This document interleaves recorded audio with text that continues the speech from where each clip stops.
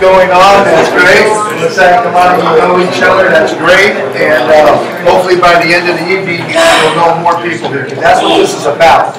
Ever since we started doing this, my son and I, it has brought us about 30% more business just talking about what we do. Okay. Of course, we have another arm of this where we've been teaching investors. Got all of my students here tonight too. But this is networking, and it's what we found out after doing this for 26 years. And I was always afraid of giving my secrets out, right? I wouldn't even market my stuff in the Bay Area. Then I found out there's really no competition but yourself in whatever you do. Of course, what we do in probate real estate is even better because most people don't know what they're doing. Got full with probate real estate, done a probate deal, excuse me, and maybe it didn't go very well for them or whatever. But after 26 years of doing this, for you have not looked at probate real estate, you're in the right place. We got a bunch in here that have been doing deals with me already. Ty and Ray are brokers from the other side of the bay, or other side of the hill. We're in deals right now. David, we just completed a flip for him. And he met Johan here, who's doing this project management, the network group. It's great. And doing deals is what this is about. So tonight we're excited because we do this once a month. And most of it is, we'll take a topic in probate and we'll dissect it here. Because we have a 2-day thing that we do with probate. You just can't give all the information out. So I break it up in these webinars that we do monthly. Or we'll do a meetup like this and we'll talk about specifics of the probate of what we do. But for those that are looking at this at the first time, when this is done tonight, when we have our speakers finished, we're going to let them go first. Then I'll talk about what we do with probates and how we earn 5 different ways with it. And I think that's what a lot of you wanted to come and find out, right? And how you can get part of that. And also, we're honored to have Old Republic Title here tonight. We're going to introduce them in a minute. I've been with these particular great escrow people, and I'll introduce them in a minute. I don't want to give their names up yet. For over 10 years, they're one of 2 companies that I do business with. They're going to give you some shortcuts of what they do. Their arms are open if you want to bring your business to them, especially your probate business, because they'll take care of you in your first few deals, okay?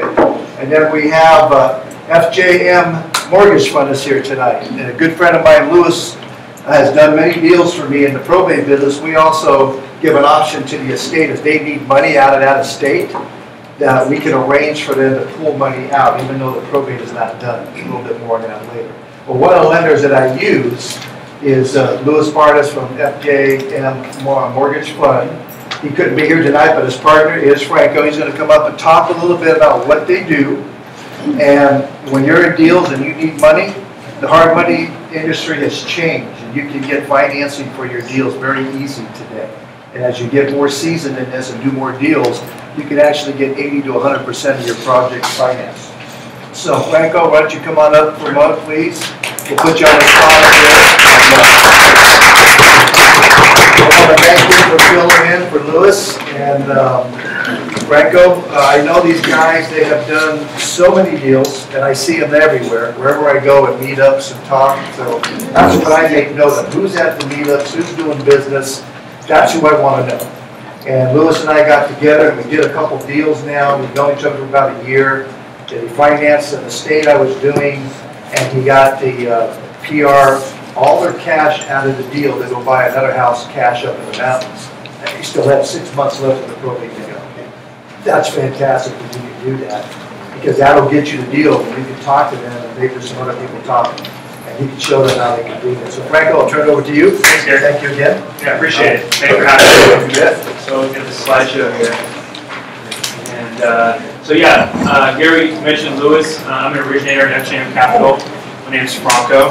I've got another slide here about our services. We have a packet going around. I'm just going to speak for maybe 5 to 10 minutes, a little bit about what we do and some value add at the end about what we've done last month and where people are finding deals. And sort of what the median purchase price for some of our investors are in those areas. And so in this packet that you, hopefully some of you have in front of you, you'll hear a little bit about our fund. We've been around since 2012. We're a direct lender, so we don't broker any of our deals to anyone. So That makes it a little bit easier on the points, and it makes it a lot easier to work with us because we don't have to have multiple lines of communication to the investors. We have about 160 million in our NCM funds 1 through 7 with an institutional investor. We have about 80 million in a private mortgage fund that just rotates. Every time something pays off, we can invest it in your next deal. We have about 105 million right now currently invested. That's our servicing portfolio right now. We do first deeds of trust, so we take the first position loan on your deal, and they're generally non-owner occupied properties. So for an investor property, that's going to be pretty typical for you guys. If you go to the next page, it's a little bit about our terms. I get questions all the time. What are your terms? It's probably the most popular question. Generally, we're at 65% of cost. If it's a new purchase, we're going to be at about 70% of the purchase price. Our interest rate's about 10%, and these are generally pretty short-term loans since if you're going to be flipping a property, it shouldn't take you more than 24 months, hopefully. So we're generally 6 to 24 months on our terms, and we have 2 to 3 points on the front end for a loan fee. Our loans are up to $4 million, so that should be plenty on any of the deals that you guys are working on.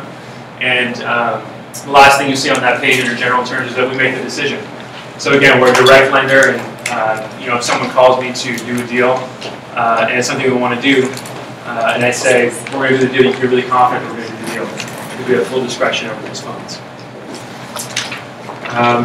There's some examples of some recent deals just to give you an idea of where we're doing deals, what our loan amounts are for some of those deals. These are some of the bigger ones. I'd say our average loan amount's about $400,000. But we have some bigger ones on here. But you can see the LTV, 65%, 55%, some as high as 72% when we're totally maxed out. But generally, they're about 70% of your purchase price would be our loan amount. People always ask, okay, I've got the deal, it's in contract, what do I need to do the loan with you? We're private money lenders, so our paperwork is going to be much, much thinner than a bank. All we need is a loan application, a preliminary report, and a purchase contract. And all three of those things should be pretty easy for each of you to produce if you have a deal. Because of that minimum amount of paperwork, we can generally close in about 3 to 5 business days. If you have the prelim ready to go, it's closer to 3 business days. So that's really attractive if you're putting in an offer and you want to, say, do a 10-day close. That works perfect for us. So enough about the fund. I just want to give you guys some general idea of what kind of deals we're doing, what we're doing out there. Last month, in the month of October, we did $17 million, and we did, I think, about 40 loans. You guys can count it in the packet here, but in the October county, it says in the title, I have a little bar graph here, and it shows you some of the counties where we're doing deals. And so, of the 40 deals that we've done last month, you can see the highest volume we're done in Alameda and Contra Costa. So right here in this area in the East Bay. We've also done 7 in Sacramento, that's our 3rd highest, and some in Santa Clara as well. Another item that I thought would be valuable for you guys is just what are the median sales prices in those areas that our investors are purchasing for. So in Alameda and Contra Costa, Sacramento and Santa Clara are 4 highest volume areas. In October, I've listed the median sale purchase price for investors in those areas. So you guys can have a general idea. Of course, the bed bath mix isn't in there, the square footage isn't in there, the exact location isn't in there, but you guys have a general idea of what you may be paying in those areas and what our investors are hopefully purchasing at a certain amount of cents on the dollar are purchasing in those areas for. So I send kind of in October, November, a monthly newsletter out for all of you that has information just like this that I think is useful. I keep it up to date, and if you think this is useful, please come give me your business card at the end, and I'll make sure I add you to that monthly newsletter list. And you'll get data like this on a regular basis, so you can use that for your investing decisions along the way. Thank you. Come talk to me afterwards if you guys have any questions. All right.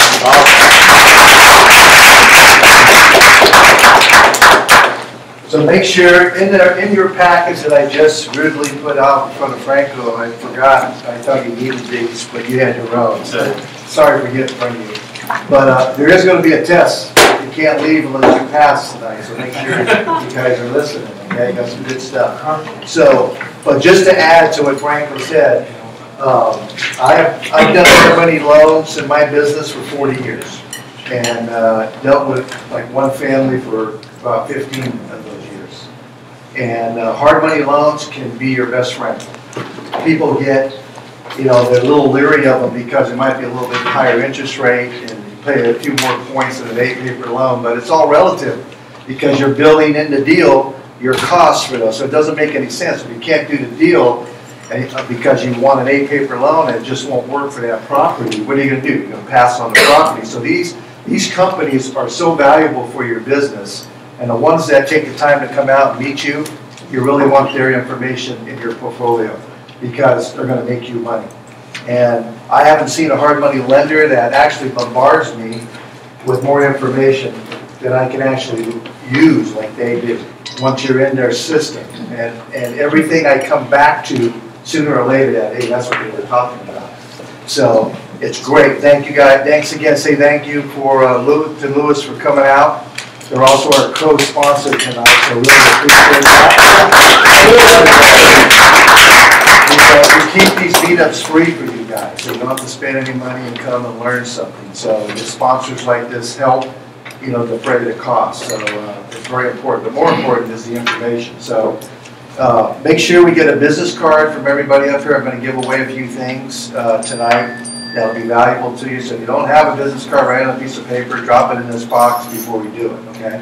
So next, it's my pleasure to introduce a couple ladies that I've been working with for a long time. Very valuable to my probate business and soon yours if you take probate serious, or even your general real estate business. It's very tough to have people that you can count on all the time and watch your back. Especially in the probate business, we're dealing with estate attorneys. Becca will talk about that in a moment, but first, some of the new tools that are available for your general real estate business, not just your probate business that you hopefully are going to get involved with. Everything's so high tech today, and I'm kind of a tech dinosaur, and luckily I have my son that knows this stuff. But Carmen is going to come up and talk about, I use this with my evaluations that I do on my probates when I'm on a piece of property and I'm checking it. We use this service when we have a probate lead service that we'll talk about tonight that most of my students are on. We scrub titles with this.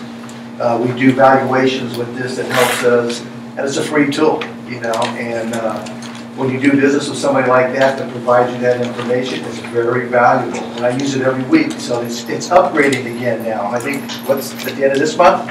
The end of the year. Okay, it's going to upgrade. Use it now. Carmen will talk about that. So I want to introduce Carmen Deutschman, who's going to come up and talk about all this stuff that's in your booklet here. So let's give Carmen a hand for being here tonight. Carmen is done. We're going to bring Becca up for a few words about probate, how she can help you guys there. Thank you, Carmen. Thank you, Gary. Good evening. Good evening. So we handed out a folder that has some information in the Open Public title folder. So there's a little bio on myself and Becca, but I've been with Open Public for a little over 5 years. I come from the high-tech background, so it was an easy transition for me at the time. It's been a while, so I love the technology, and Open Public has really been the guiding force to this technology and helping you to work with your real estate business and giving you some good tools. So I'm going to go ahead and go through a slide, and if you guys have any questions while I'm going through the slide, please stop me. I will feel free to ask any questions. So, as you know, we went through a really hard transition back in 2005, 2006 with a lot of title companies closing down. Open Public has been around for over 105 years. We're very strong, and we have a really strong financial background. So I think that if you work with Open Public, you will be happy with our services. with our financial background, and we have some of the best products, some of the best escrow officers in the title industry. Digital tools. Our tools are incredible. We continue to provide products, services, and high technology to our customers so that we make your job easy when you're searching for certain data. The benefits of our products will allow you to be responsive to all your customer needs, whether it's in the probate side, on the residential side, or the commercial side.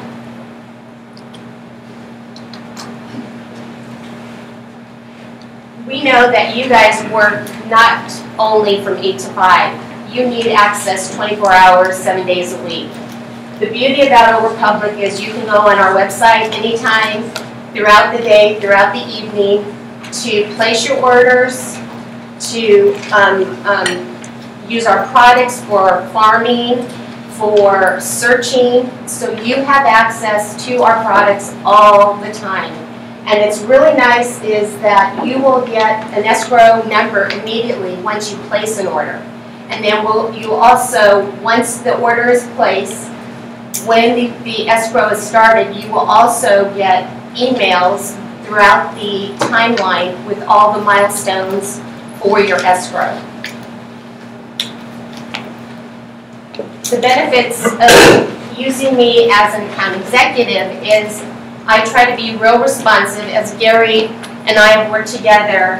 When he emails me, when he calls me, I know that his time is valuable. So I try to respond to you within an hour to 2 hour response time via email or a call. And then farming will take maybe a day at the most. Do you guys have any questions at this point? I will go into more detail as the slides as we continue on our tools.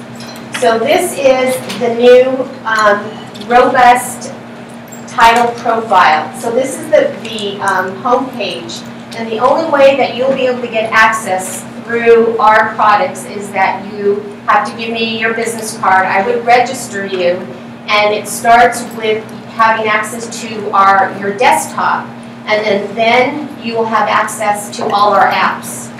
And the apps are also just amazing because we have the OR Calc, the OR Touch, and the OR Connect. And I'll go through those a little later. So this would be the next screen once you get on. As you can see, this is where you would open your order. Let me see if I can.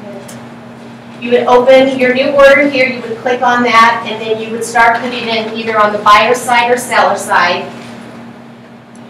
The next tab would be you can review your current orders. So all the orders that you open, you can actually go back and look at the history of when you open the order, when your order closed. It goes down to the order history. Account settings would be setting up your preferences to what you would want. Disclosure options, and then this is the new title profile. This is where you go in to start your search. Here you can email me if you have any farming questions or any questions. You can go directly and email me here. And then also your escrow officer. And then you can start if you have, especially in the evenings, you can start your online net sheets. The other tab is Fee Navigator, Who Pays, the GFE calculator, amortization calculation. And this is the one area that Gary uses a lot for his searching for the probate. So you would go into this area, and on the top up here, you can search by owner name, site address, mail address, or intersection if you don't know exactly the area or the owner's name.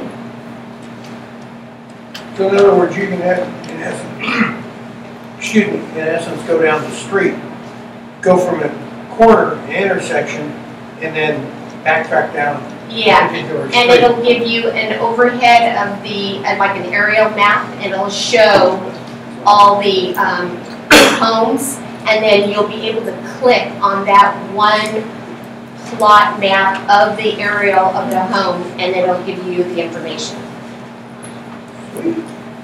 So here's where I'm talking about.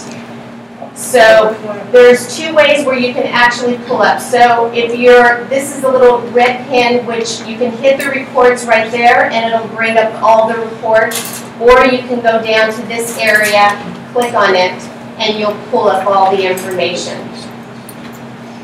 So this is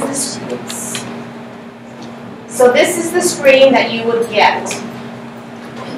You would in the beginning, when you're first using our tool, it's important that you just leave everything checked and then review all the information. So you would get the property profile, the quick line comps, and then you have the detailed comps. You have the plot map. Transaction history is a key, because that you're going to get the history of the property, of how many times they refinance, the deeds. And then you'll have a last box which will be the neighbors. And then over on this side is where you can actually, if you don't want to get any of this information, you would click on this and you would get all the list of all the deeds immediately. You mentioned two different comps. Can you explain this? Yeah, so the one line comp, it just will have the address, and it'll have like bedrooms, bath, and the property, what it's sold for. So it'll just be a quick one line, and it'll list them all. Let me just answer his question, and then I'll go into your question. And then the detailed comps will go into more like the bedrooms and baths, the date of the transaction. It gives you almost like a little bit more like a property profile, but it gives you just more information. Okay. Now these are the milestones that you can set up on your own page that throughout the transaction of the escrow. If you want to receive when the order was opened, you'll get an email. When the preliminary report comes to you, you'll get an email and the preliminary report. So these are kind of milestones throughout the transaction, and it's really kind of nice for you guys to know that where you're at with ever having to call back up to find out where's the transaction, have they come and made the deposit. So these are really nice milestones to have. Now these are our apps. We have 3 incredible apps, and I mean I can't say enough about them. Every time I've downloaded one for an agent, they just love them. So one of the popular ones is the OR Touch. The OR Touch is virtually, you have it on, you would download it for either an iPhone or an Android. You have access to the same thing on our desktop version, but on your phone. So the property profile, the comps, the transaction history, the plot map, everything you need with your phone. We just upgraded it, so now when you're in front of the home, you can take a picture of the house and you'll get all the information without even typing in the address or the owner's name, which is pretty cool. Yeah, really, really cool. The OR Connect, so let me go to the next page because we have a more. So here's the OR Touch, and you're getting the exact same information that I mentioned. And this is the camera, where you would take a picture of the house. And I tried it in some of the more rundown homes, and it always worked. Wow. So it's pretty cool. And then we have the OR Connect, which you have the availability to pull up all our escrow fees, who pays what in the different counties. You have access to also open your order on your phone, email Becca directly. I mean, nowadays you should be able to do everything on your phone to do your job, and we make it easy for you guys to do that. That's a little scary. These phones aren't that secure. Well, I think that it's just saying. Yeah, I mean, it's up to you to protect yourself. Well, yeah. the website's secured, right? So we're actually yeah. going to your website. Our website is secure. Yeah. So it's up to you to make sure that you're not giving your phone or having people use your Any questions on the O? Good, scary. Right, I know, I understand. Any questions on the OR Connect?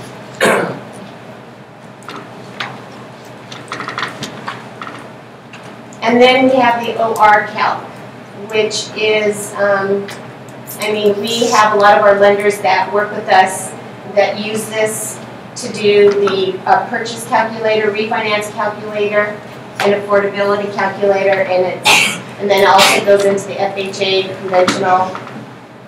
And you virtually put in the different fees,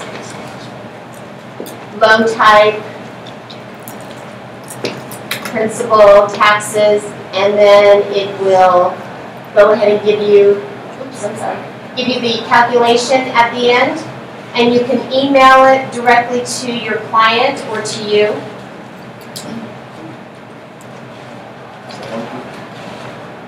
So that's, can you go back?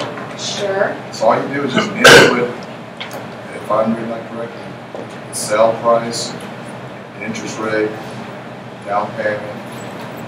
No, that's the calculation. So you'll Right, go that's what in, it says input. That's Yeah. what you mentioned, So- input, so and then you'll get your monthly payment that you'll have to make on the home. Okay. Yes. So what do you input? So you'll put the home purchase price. You'll put in because they can give me the one screen that shows exactly what you're putting in. So it says right there. no, there's actually that's the calculate. Oh no, you're right. It is. Right. It's the loan type. It's you put in the payment, and then you have the mortgage insurance if you know that, HOAs, hazard, and this screen looks a little different though from what it looks like. There may be an upgrade. And then you have the interest, and the actual tax is 1.25, and then it'll go ahead and give you the calculation and PMI. Right. Yeah.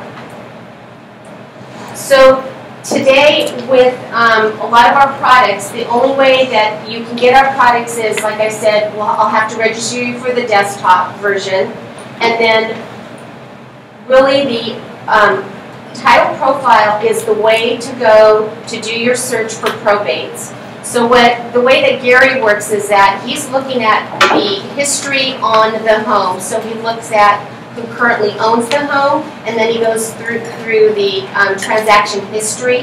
And then there's a, at the bottom it gives kind of a low and a high of the comps.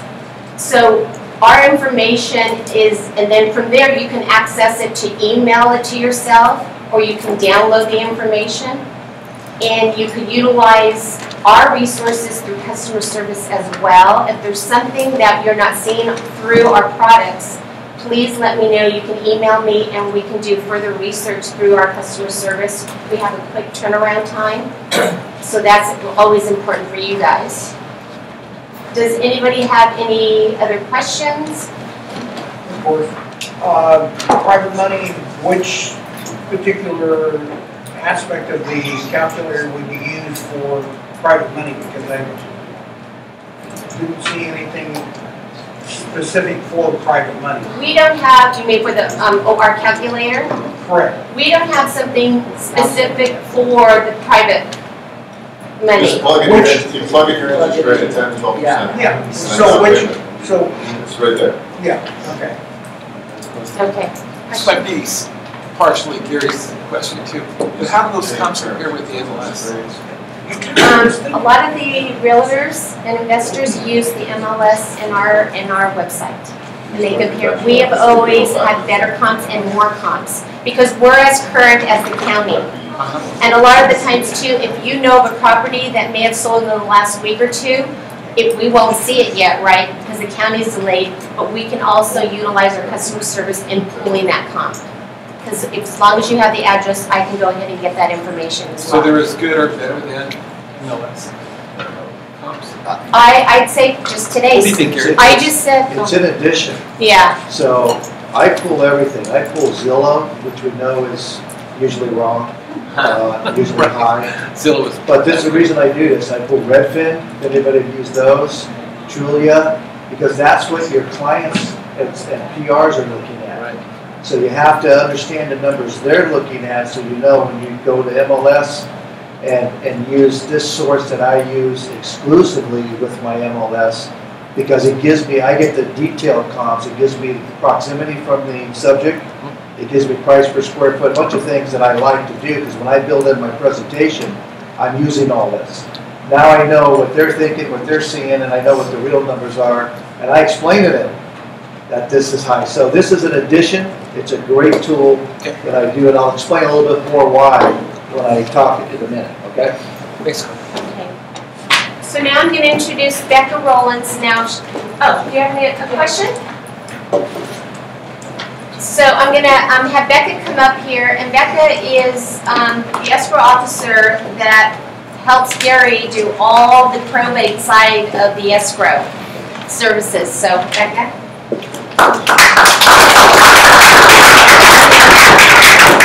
Gary made a mistake when I first walked in and said, "Do you need a microphone?"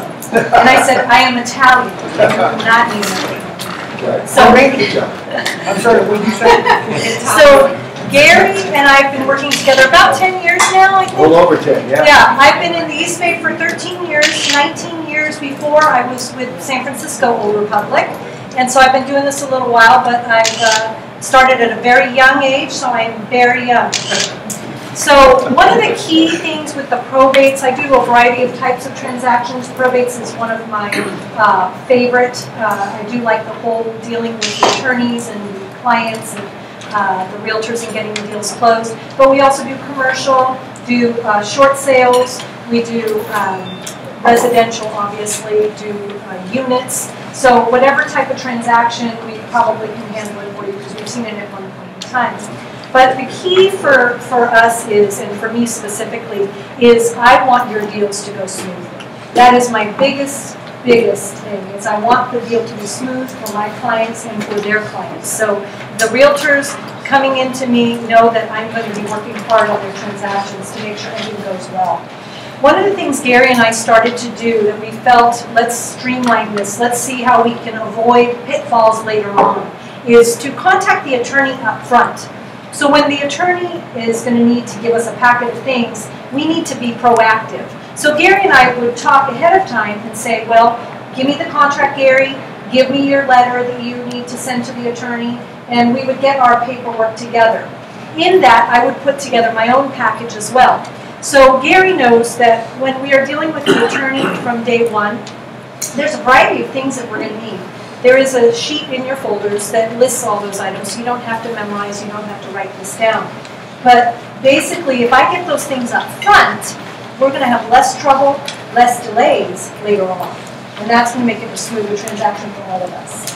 So one of the key things that we need to do is establish who are we going to be dealing with? Who's our executor of the estate? And a lot of times that's the person who's contacted you and said, I need to sell my mom's house, I'm the executor, and this is the attorney I'm working with. So let's get through the paperwork we need to get through and make it real smooth.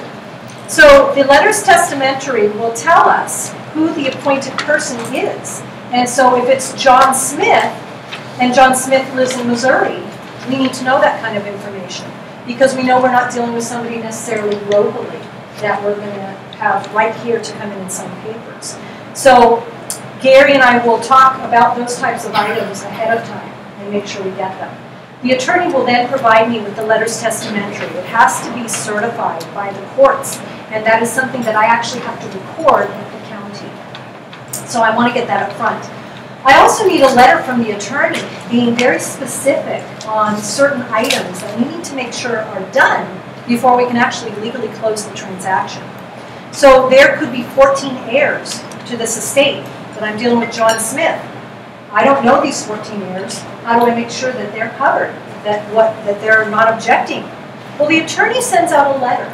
They send out a notice of proposed action to tell these heirs that Gary's got this transaction for $500,000. These are the terms of the deal. Here's the contract.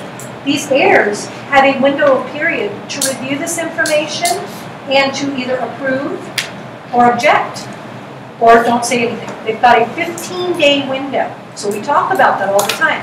15-day window. So we need to plan that if you've got an all-cash buyer that wants to close in 10 days, guess what?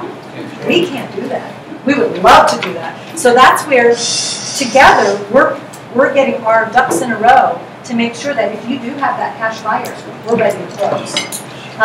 So we do have the letter that he has to write for me. The attorney has to give me a letter that's going to state that he has sent out these notices to the 14 heirs and that the 15 days has passed and that the time frame has passed and we are allowed to close. So I'm looking for that in my letter. These are all things I request from the attorney. You don't have to do any of it. You just simply put me in touch with that attorney, give me the contact information, and I will run with that.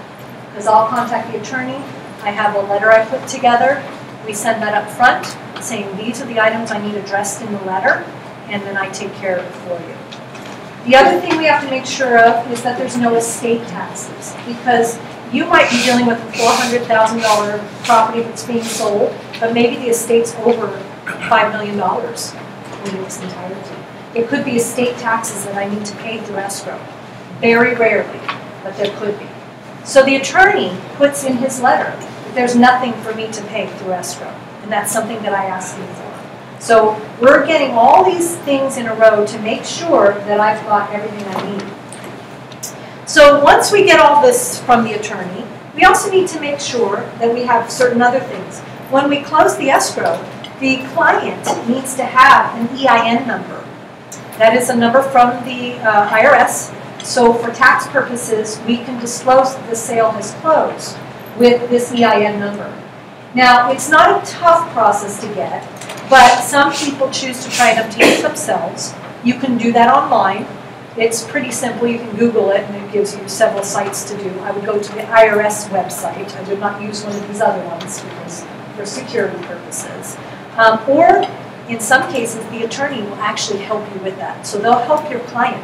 But you as the agent could know this information when you're talking to your client and say, did you get the EIN number for the estate? Because we're going to need that when we close escrow.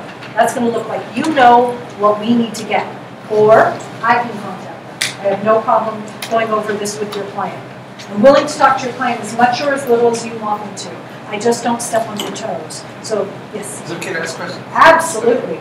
The EIN number, is that the responsibility of the executor? Correct. Or any of those 14 other people? Or, well, they're not going to be doing that. It's the executor, and the attorney for the estate many times will help them get that.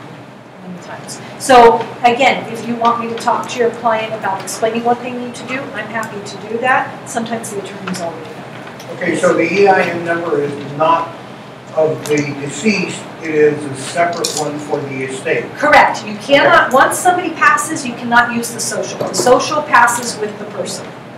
Okay, so we can't use that. So we have to get that. And I have had a couple of occasions just recently where there was a backlog. So it took about a week to get. So usually it's a couple of days, I think, is what the norm is. But I've had a couple lately where there was one that I think the person just didn't know the process. So I think it took about a week to get that. If there are objections within that group of people, how does that work? Well, that's what the attorney then has to go back to the realtor and deals with that. I don't deal with that part of it. Gary might have some. It's going to end up to probably a court confirmation sale process. And but normally you can get it straightened out. The other thing is that a lot of people don't think about, the attorney usually mentions it, but I don't know if they always have it, because there have been 2 cases lately where there was no estate account. So when we close this escrow, and I've got the $400,000 in proceeds, where am I going to put it? Well, the money's going to be in the estate name. It's not going to be in John Smith, because that's not his money. It's money that's going to go to the estate. So as an escrow holder, I have to deposit the money to that person in their name, in their capacity. So as an executor of the estate, or I can wire it into an estate account. But they have to have that open. And they have to have that EIN number to go to the bank to open that account. So there's several steps and things we need to make sure are in place so that as we go through the escrow course, it's very smooth. So the attorney a lot of times will help with a lot of this, but not necessarily. So I'm happy to help intervene when necessary, And again, I'm happy to talk to any of your clients. I feel with the probates and with any of the other transactions that once we open escrow, your clients have free reign to contact me. I have clients call me all the time when they get supplemental tax bills. They don't understand. They don't get a tax bill. They got something in the mail that looks legit, but it may not be legit, but it has to do with the property. A lot of bogus things going out in the mail, as you probably know. So it's a lifetime. So once we close deals, doesn't mean I'm done with you. You can still contact me and still ask for information you may need on something else. So that's just my way of working. Any questions? No? Okay, well, I'm here to help, and I love escrow, or I wouldn't be doing it for myself. And welcome talking to you and your clients. Thank you very much.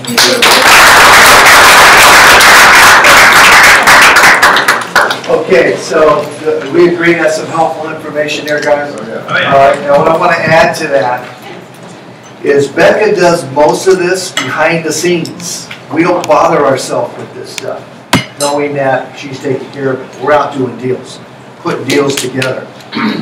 We control the probate from day one. Most of the times when we do a probate deal, the estate attorney doesn't even know the property was sold until they receive our letter in Becca's package that Monday saying, hey, we've sold the property, this is what we need, so we can close this escrow. In reality, I write every probate deal for 35 days, even though I have most of my deals are cash.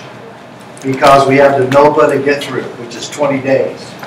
In the real world, before you put a probate deal together, the heirs already know what's going on, but you still have to have the document.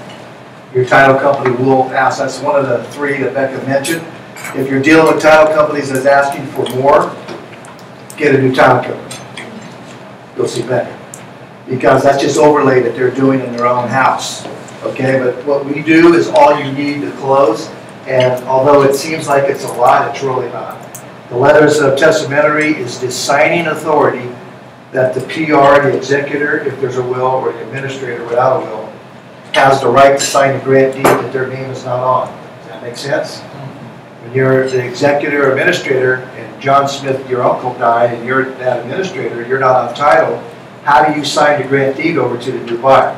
Or if you're trying to buy that property, how do they sign it over to you? It's not going to happen. So the letters of testamentary give the executor or administrator that authority. That's what Becca takes, certified copy, and then she can close that deal. The NOPA, you can get waived sometimes. They don't like doing it a lot. I have one right now being waived. And that just means because all the heirs have talked, or it might just be one heir like this case. They don't have to do this 20-day period. So it's a form they sign, and now we're going to close this deal in 10 days. But normally it's a 35-day, we write it for 35 days, even though it's all cash. Get through your 20 days, you do your due diligence, and we're getting ready to close. Okay? All right, makes sense? Okay, so what I want you to do is go to your packets. And has everybody put a business card up here? Because I'm going to give away a few things tonight. And you're not going to have any if you don't put something in there. Okay, so if you haven't, just walk on up and do it. I want you to go to your packs to where probate real estate myths are. Okay? And we're going to talk. I realize some of you in here have never done a probate. Who has done a probate? Great. Bo has. I know Ty. Ray has. Okay, great. So basically about 5% of the room. Okay? I've closed over 400 of them. All right? That's what I do. That's what I love. I'm not saying that for free. I'm just saying that there's a reason why I've done that many. Does anybody understand why? Yeah. That's where the money is, guys. Okay? All right? So 26 years ago, when I started this, I was just coming out of that crunch we had back then in 82, 83, when interest rates were 23%. I don't know if anybody was in the real estate business back then, but it wasn't a fun time. Realtors were doing many crazy things to stay afloat, okay? And I had a VA loan at 12% and was happy. yeah, you probably were. I know. Okay, so 23%, you can imagine trying to sell a house, right? Interest rates. So anyways, make a long story short, when I started probates in 87, I didn't have anybody, mentors, nobody to bounce anything off other than a book I read. And I found it in a flea market for $2. Anybody heard of Jim Banks? Yeah. Okay. Yeah. I found his book for $2 in the flea market. Yeah, he was selling in '87 for $180 at that time. Okay. I just threw one out. Yeah. Jim has come and gone. Now, Jim knows a lot about probates. He sold his company, another company took it over. But anyway, I always give thanks to Jim Bank because he's the one who actually pointed me to probates. Okay. Now, what I knew when I read that book, because I had been in the business for 14 years, that there's a lot of holes in the system. What he did do is get me to the file, court file, which we're going to talk about. And he kind of told me about the Independent Administrations of the States Act. Anybody hear that before? The IAEA? Through your course. Awesome. Okay, good. We're reading it. That's good. That is the law that was changed in 1987 that allows us to treat a probate like a regular sale. All right, there's two ways of probate in real estate, two ways to probate the house in California. There's the court confirmation way. Anybody familiar with that? Has anybody been through a court confirmation process? Is it a joke or what? It's a joke. Now those systems were put in place to protect the estate, but actually what they did is they handcuffed the estate. And the reason for that, they made the procedure so tough that really only cash investors or investors would be looking at those properties because, and really not your number A flip guys, but your hold investors are really the ones looking at this. Because you have to pay 90% of court appraisal, right? So if you're a flipper, that's not going to work for you, right? If you're a FHA or VA buyer, you have to put a 10% deposit up front when you're offered. Now, how do you do that when you're buying VA with no down? And maybe you're asking for the seller to pay some of your closing because you only have $2,000 or $3,000. So what happened was those laws took away about 70% of the buyer's pie that would allow the state to actually get more money because the VA, FHA buyers would pay more for the property. So it wasn't until '87 that the courts decided to do something about that, and that was this law. And once I got into the law, again, thanks to Jim Banks, I realized, wow. And everybody I talked to said, stay away from probates. You don't get a full commission, you can't buy at your price. And then I knew, I'm on to something, because the masses didn't know about this, all right?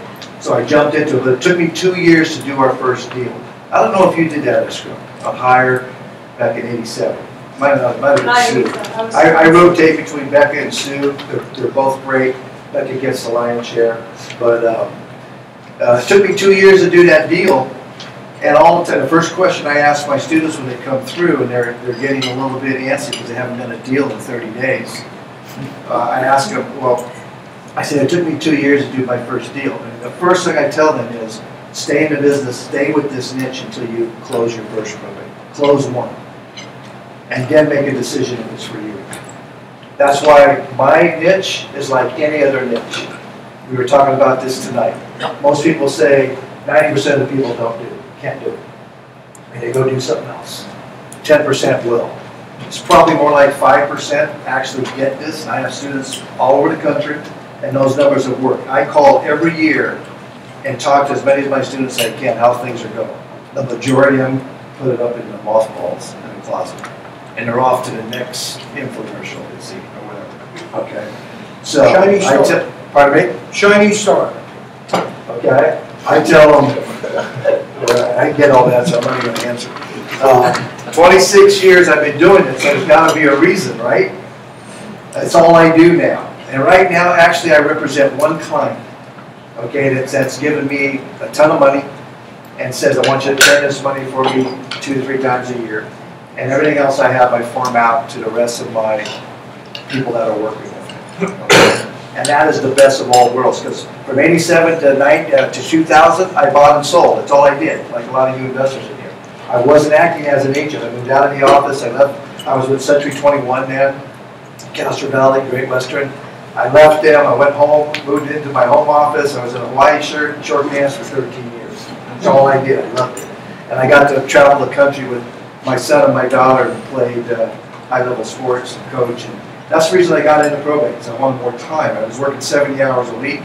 And when I got in the heyday of this, I was working, 20 hours a week. and keeping my income up to where it was.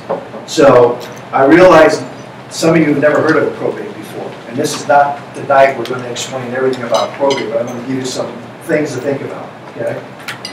So the old miss was the court-approved, you had to have a court-approved listing for your real estate agents in here. How many are agents in here? Raise your hand, please. Okay, so if you get a court confirmation sale listing, it has to go through court. You have to be approved by the court, your listing. And they only give you a 90-day listing, all right? That means the state attorney is going to dictate what's going on, and then the courts are. And that's tough. When you're going up against the state attorney, most of them have their own real estate guy or girl. It's usually a college buddy, family friend, or whatever, or an agent who's probably, and most of them are great agents, but most of them don't know anything about probate real estate. They're just doing what the attorney tells them to do. So when you're going up against that, you're going to have problems. Okay? With the IAEA, I can sign the listing, take it for a year, whatever I want to do, and the attorney doesn't even know. So that's how powerful this law is. Now, it's not powerful because we get to go do everything we want and steal people's properties away. That's not what it's about. The way I do this business is I approach it, and I've done it this way for 26 years. I've never had a problem with people knowing that we made $100,000 on their house 3 months later because they knew up front what we were doing. They knew we were going in, they knew the house needed work, and they had the choice to do that through us, with our help, even a partner, joint venture, or whatever. And most of them, even though they think they want to do that, when you get into it and talk about what has to be done, they don't want to do it. Hey, let's just get out of this thing. We want to move on with our life, okay? But I give them the options. And the way I do this is, if you turn to the next page, this is how we earn probate properties on 5 different levels. Is everybody there? How Gary D earns with probate homes? Anybody not there? It's not going to be on here, I think. Oh, you got it there. Pretty good. All right. It's not in there. Not the same one? Okay, so what I do is I look at every probate. Now, first of all, probate, you have to go through probate, first of all, to get the property out of the deceased's name for the heirs to cash out eventually and get the money, right? Everybody understands that, right? Probates average 7 months in California. You don't have a lot of problems. It takes 7 months to close a probate. So the real estate is just one little factor in that probate. So I get the question all the time, well, if they're going to sell you the house in 30 days and they still have 6 months left for the probate, they don't get to touch the money. Why would they sell it to you now? And especially, why would they sell it at a wholesale price? That makes sense, right? I mean, why would you do that? Because most of us are thinking like sellers. We're not thinking like people that have lost somebody. It's free money. They live in Oklahoma and they had to move into the property because it's vacant and they're afraid of being vandalized. They just want this off their plate. So the money is not an issue. Plus, there might be 10 or 12 heirs. And the deal that we want them to do is maybe 5,000 to 10,000 less to them each. And it's not a big deal. Okay? So it happens. I'm just telling you it happens, right? 400 probates, it happens.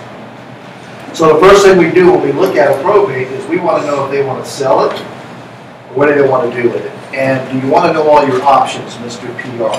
When we first talk to the estate, the PR, which is the personal rep of the estate, is the person that the deceased asks to be either their executor by will or through the chain of command. There's no will. The court has a process to go through who's next in line, and that would be the administrator, which is usually a family member as well. Okay? That just means no will. Same person. But we're there the week the file is open. There's a probate file in each county that's opened by the estate attorney, and it has everything we need to know if we're going to work this property or not. Okay, that's what we do. That's what we do. So we have 150 of these properties a month that come across our desk in the 6 counties that we work, which is Alameda, Costa, Solano, San Francisco, San Mateo, and Santa Clara County. Okay. Now, when you're working probate, you can work that area like that. This is a whole different.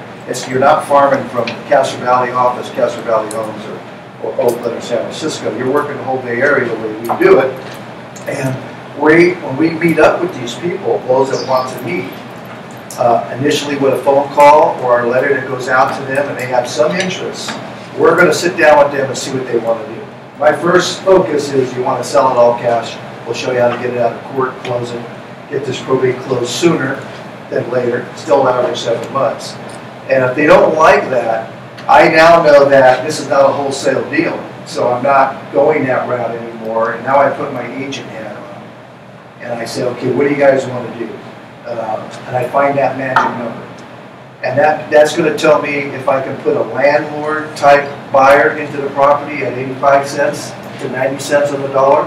Landlords will buy a property at a 10% discount all day long in the areas where they own properties already, because probates usually are good condition. It's not a distress sale, it's an emotional sale, it's not a distress sale, okay? So if that's the route I go, then I have a group of landlords that I'll deal with. If I don't have anybody in that area, I look and I use my Old Republic system. I look in the neighborhood to see who owns real estate there a long time, and we'll contact those people because we'll have their address and say, hey, we know you own a property on Main Street. We have one 2 blocks over coming through. Would you be interested in a rental? You know, somewhere around a 10% discount, what we're dealing with. And we'll put the deal together. I act as an agent, and I get my full 6%. I work on full 6%, right, Becca? I get 6% coming in, and I get 2% going out. Now, in today's world, if you're on the MLS, you're fighting with commissions, right, agents? I mean, you are. You know, somebody's going to do it cheaper, okay? So that's what I look at on my level 2, we call it. But a lot of times, they don't even want the landlord's 85 cents, 90 cents. They want full retail. So after we sit down and go through the numbers, I say, okay, what you need is a net retail buyer, and I can bring you that. And I'll tell you what, I'll even bring it to you at no commission. How do you like that? That's what gives me my foot in the door, okay? Because nobody's talking to me. You other agents that might be calling probate, you're not talking to them commission. You want to get paid. So we have a process that we do for this. I still get my 6% the way we build it. I'm getting to talk to these people. When I talk to them, I make sure I service them. I tell them everything they need to do about probate. Because when they're dealing in probate, you're not talking to the state attorney usually. You're talking to a paralegal of the estate attorney. They're in the dark most of the time, okay? So I can't tell you, it's a 3-step process usually that I do. First step is to get to kind of know them a little bit. Second one is kind of hone in on that a little bit. And the third step is actually get the deal. Ray, are we doing that right now? Yes, we are. Ray kind of asked me that night. Ray's a Mike Ferry guy. You don't leave the house without a deal, right? And he questioned me on it. I told him, you know, that we weren't going to get it that night, and this is how I've been doing it. Just bear with me. So we'll find out what happens, right? So my point is, I take each PR only, the guy that makes a decision or a woman, from each position that I can work with him. So I find that spot that says this is what this guy wants. I've educated him, and this is what he wants. And then I put the deal together. And now if you're a retail buyer, now this is not on the MLS. We don't work on the MLS. We work off the MLS. I don't even want to be on, nothing to do with the MLS until we take one of our flip properties and we're putting it on for resale, or we're dealing with a state that we had to just take the listing. That's my level 3. Is we worked it, we showed them we're a pro, and at level 3 we're just going to take the listing like Ray and I are doing right now. $800,000 house, going to be a nice payday for the 2 of us. We're doing it together. All right, that's level 3. Or if you're an investor, I teach my investors, look at it. You spent 2 weeks, 3 weeks with these people. They don't want to take your deal where you're at, but they told you they want to sell. Are you going to walk away from that? Yeah, that's normally what I do, but I can't do a deal with them. I said, well, why don't you look at it this way? Who do you work with? Who's your agent that you work with? Yeah, I got a couple that I do. I go, well, you need to talk to your agent and say, look, you understand probate? Because I can send you 5, 10, 15 leads a month that people want to sell their probate home. If it's a probate, they want full retail. And if you understand what you're doing, I can pitch you, because I've gotten close to these people, and you have a shot to get that listing. Now, what happens, if you're licensed, you can get a referral fee on it. So on the properties that you're not getting, you can still be earning. If you're not licensed, and legally you can't get a commission referral fee, but what you can get is perks from your agent. I'm gonna send you 5, 10, 15 leads a month. You do my properties for free. You do all comps and anything I need. And if that law of that marriage works good like that, you're happy and I'm happy, we'll go along. You okay with that?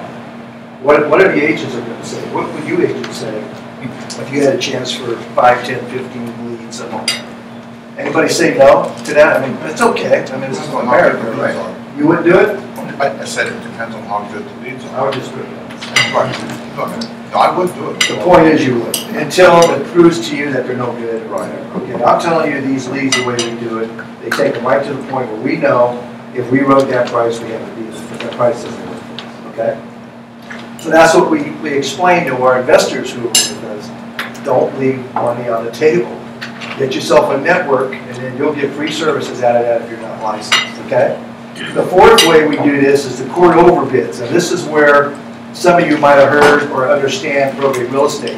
And that's where the sale goes to court, and they have an auction, and they do bidding there. You have to put 10% with your deposit. You probably heard about that. Anybody? Okay. So what we've done in the past, I don't do it too much anymore. When I first started, 80% of the probates went to court, even with the IAEA available. So I had an added step I had to do. I had to pull it out of the court process, explain to the PR why we want to do that, and then I have to fight with the attorney over it, okay? Now today it's the other way. 80% or IAEA, 20% go through court, so that is really off the table. But it comes up. I have one now in Redwood City, $1 million property. I had to go through court confirmation. I double edited it myself. It's going to court. We could be outbid on this thing. Okay, I can't get it out of court. It's the way it goes. All right. So, but I couldn't do anything else with this property for 2 years. So what did I do? I listed it because I got close to the family, and they go, "This guy knows what he's talking about. He stayed with us. Let's give him the listing." I took the listing and I sold it to one of my investors who's buying it. So that's level 4. Okay. Level 5, and how we check on those is there is no publication that you can find about court overbids. As long as they've had this law, and before in 1987, the independent administration, when everything had to go through court confirmation, there was no publication to go. The legal news sometimes, you know, Intercity Express would have some notices, but nothing steady. The way we found these were, does everybody know at the Superior Courts where you check TS sales that are coming up for sale? On that bulletin board you usually will have. Well, next to that bulletin board is the probate court confirmation sales. And that's where they list them. And we would get about a 10 to 14 day leeway, and we would see that this property is going to court, be the court file, we go in there and check it, usually the contract's there, all the terms of the sale, we see if there's any room, and then we would determine if that's a retail deal, and we find one of our retail clients, or is that a chance for an investor, because maybe even that 90% rule, maybe that appraisal was 10% off, so really it's a 20% discount, and it could work if the property's indecent. We've bought many of them that way, but we don't practice that anymore. It's only when it comes up, because we don't have to. We're just too busy with IAEA the way we do it now. And then the 5th way we make money, remember I told you it takes 7 months for a probate to go through? Now a lot of the times when we're talking to a PR in that first week or 2, they'll say, I'm not going to do anything, number 1, until I'm approved to be the executor and administrator. You guys heard that before? Anybody that's working probate? Ty, you heard that? Yep. Right? Okay. Comes up all the time, almost every case. We buy them from PRs. Can't close them, but we buy them. And our offers are subject to them being approved as the executor and administrator. Now what you've done is you just tied up that property. Nobody else can buy it. Because what happens in probate is once you do a deal and you put numbers together and the executor likes it, the PR, whoever it is at that time, that's when the word gets out to the family and through the attorney's office and anybody else that's close, and now the buyers start coming out of the woodwork. Hey, if I'd known you would be selling for that price, we would have bought it. So many times I've had the family come back and say, you know, our buddy there has a realtor friend and works with my wife and they want to buy the property. I said, sorry, you know, we're in escrow, we're tied up. They had their chance, and most of the time they've offered, if they know, this happened many times, less money than we are. But now they know we got it, now they're trying to break the deal. And I had it tested with an attorney. Anybody heard of Len, guy on KGO, the attorney? Tillum. Okay, so Len's a famous attorney up out of the Sonoma area. So I had a probate I was dealing with him on, and I bought it from the PR. And the same thing happened, an agent friend of the family tried to buy it earlier for less. I came in, snatched it up at my price, which was more than his, and then he tried to break my deal because he wanted it, and on those terms. You're the PR, you can't sign the property, that contract is no good. And I said differently to the PR, I said, he's right if you don't become the executive. If you do, my deal's mine. They took it to Len, and Len said, he's right. Step down or honor the deal. So they honor the deal. Okay? So what we do in this fifth level is all these PRs that tell us that, where they say we're not doing anything on the property until after we do what's called final distribution. Probate's done. Everything's been done, creditors are paid, now they're going to close it. Property, if it hasn't been sold, is going to go to the rightful heirs. And then what they think they're going to do with it usually is they're going to rent it, they're going to put a family member in it, whatever. They're going to move it into themselves. And most of the times, the ones that raise their hand up front and said we're going to do something, but not until after, but I think we're going to keep it, we're not sure, or we're going to sell it after final distribution. We market those people on a monthly basis, and what we're doing is what realtors call farming, okay? But we're farming probate heirs that are going to own a free and clear piece of property in 7 months. We're taking that 7-month period to get close to them, keep our branding going. So by the time that happens, and we know that they're going to have problems or they want money, you know, $500,000 they're sitting on, and their cousin, you know, Joey, that's been rented, doesn't pay the rent for 2 months in a row. That's when they start thinking, let's just get our money and be done with this. Well, we've been staying in touch with them. We get a lot of those, and they'll call us up. So you guys still want it, or you know, you want to put it on the market for us? We like, you know, you've been staying with us. So that's what we do. So just imagine if you had 500 of those to 1,000. And you were farming them on a yearly basis instead of a tract of houses that you're taught as an agent to go farm 500 homes, and these people have been there before you were born, probably, all of them. And yeah, there's going to be business, and farming is great, and you'll get a piece of that. But these are 500 homes that are free and clear, that are getting free money on heirs, and there's a good chance they're going to do something with it. Unless they actually move it in the house themselves, there's a good chance they're going to sell it. So we stay in contact with them with a drip system. Flyers going out to them, reaching out, phone call every 3 months or whatever. Just let them know we're here like you do on a farm. Branding ourselves, branding our face, our company, whatever. And you'll get deals there, all right? So what all this means to me and to you, these levels that I'm talking about, is between 25 to 35 deals a year. That's about what we average, okay? This year we're about 33 right now. When I say deals, I mean size. All right, so if I double in a probate, get my full 6%, that's 2 sides, okay? So, and then keep in mind, although most of these that we do this way, that's not a retail buyer that we're putting into the property, I get a 3rd side. So we buy it, I double in it, my guy rehabs it, and then I resell it for him, I get to list it, okay? Because I've been around so long, I get hit up weekly from investors, I deal with just a couple. Ty met one of them today, right, Ty? It's my #1 guy, and I'm almost exclusively for them right now. And to answer the question, I don't buy and sell anymore. I had that up to 2000. It was good. I had a partner, but I don't want to have to manage the project. I don't have to worry about the investment capital. I don't want to do anything but get the deal for my investors, let him make the lion's share. And really, when they break it all up, there's 3 in this particular group. They each get a 3rd. I'm actually making more money than each one of them. But collectively, you're making good, okay? So that's why I do these probates. Now, if you go to the next page, what this is just to show you is I do what I talk about, okay? I'm not just selling books and tapes, okay? I mean, they're available if you want them, okay? But I work every day in the trenches, and I've been doing this for a long time. This is our current production that's going on right now that we put together over the last 90 days. I work with agents like Ray and Ty. I have my own groups. I have bird dogs in every county. We're doing a lot of this together. So even though this looks like a ton of money, it gets pieced out, but it's still very good for everybody involved, okay?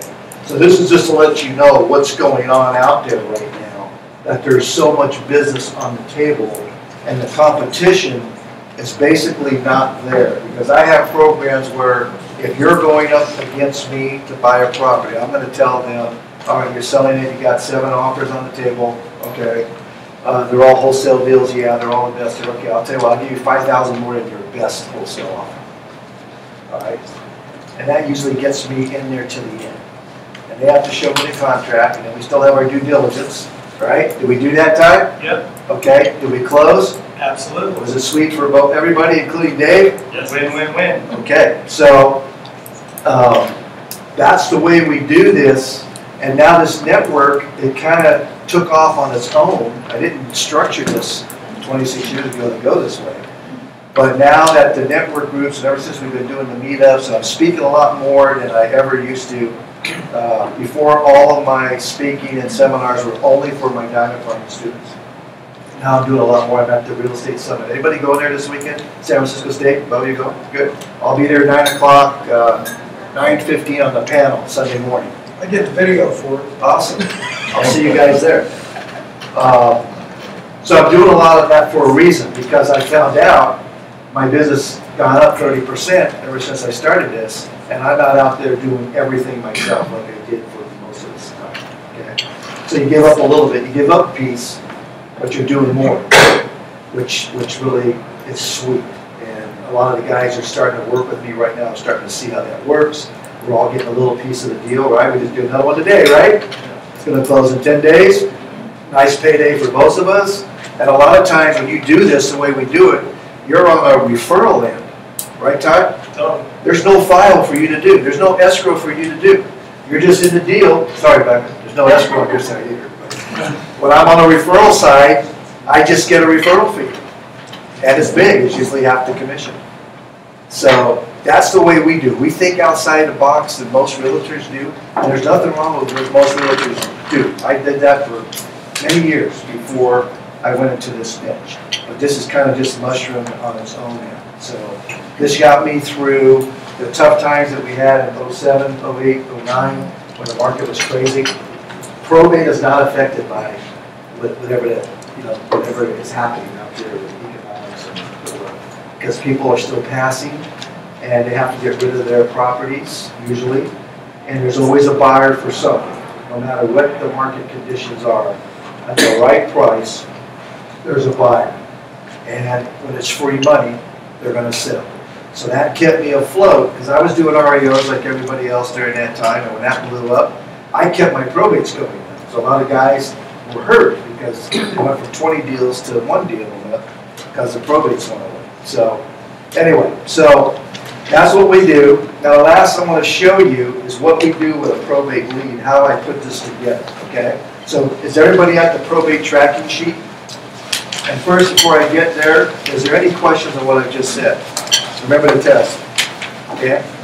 Here, you said you could get paid in 10 days, but it takes 7 months to close it. I missed something. Okay, so don't put the 10-day escrow and the 7-month probate in the same pot. Okay, so we got a waiver of the notice of proposed action. So we took the 35-day normal escrow, moved it to 10, because we don't have to wait 20, right? And we're closing it in 10 days. All that money is going to the estate bank account that Becca talked about. So you don't get the money. Okay, it goes to the account, and again, I explained this to them up front, so they know this. These people that are PRs, has anybody been an executive before? All right, am I speaking the truth here? You're kind of in the dark, right? They don't know that this money is not going into their pocket or to the family, whatever it is, until probate's complete. But what they learn is once that cash, and usually the house is the biggest asset, is liquefied and put into the estate bank account, the probate's going to move fast. Because they only have to go 4 months for the creditors to be notified to put their claim in if they have one. And then after that, it's just as fast as they can get through it. And if everybody's going to get paid, they're going to move on it quickly. Because they know there's $500,000 sitting in the estate bank account. Let's get this done. Okay? All right? Answer your question? Anybody else? So I'm not good, I guess. Only one question out of everybody. Okay. All right, so let's go to probate tracking sheet.